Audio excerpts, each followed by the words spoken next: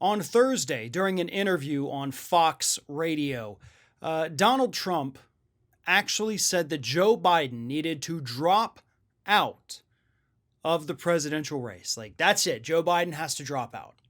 So why does the president think Joe Biden should drop out? Well, because the day before, the Senate released their damning report on the Bidens and Ukraine. And if you weren't paying attention that day about the report, let me tell you what it said. It said there was no evidence that anything the Bidens did actually affected policy towards Ukraine. So yeah, the president thinks that Republicans saying they couldn't find any dirt on the Bidens means that Joe should resign because, as Donald Trump said, he was, quote, he was in on it. Biden was in on it, on whatever it is that Hunter Biden was doing in Ukraine, even though the report said Hunter Biden wasn't doing anything. The report said it was weird. It was strange. Obviously, they're cashing in on Biden's name. But in terms of wrongdoing, they just couldn't, and the report actually said they couldn't establish any evidence of wrongdoing.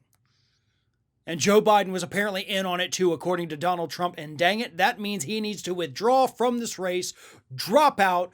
Totally unfair. Dude, by the way, Trump, you yourself, you got impeached for what you did with Ukraine. Remember when you asked Zelensky to give you some dirt on Joe Biden, or else, it was going to be hard to release that aid that Congress had approved that you didn't have the authority to stall, but you did anyway, and you got impeached. But everybody forgot about the impeachment because obviously lots of things have happened since the impeachment. But nevertheless, you want to talk about crimes in Ukraine? Dude, it's you. You've been impeached for that.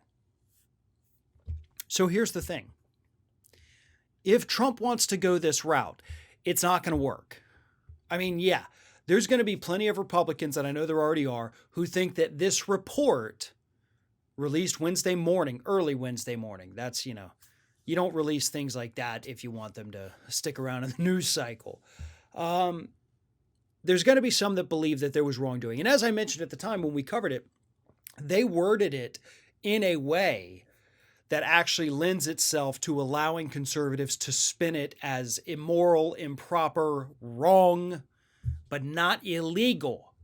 And that's the key. There was nothing illegal about what happened. But Trump's trying to get on there. He's trying to spin it. And I got to tell you, I do search around conservative websites. They're not pushing this issue as much as I thought they were. They're not trying to spin it as much as I thought they were. So that's a little bit shocking. I thought for sure they were going to try to use those words, improper, unethical.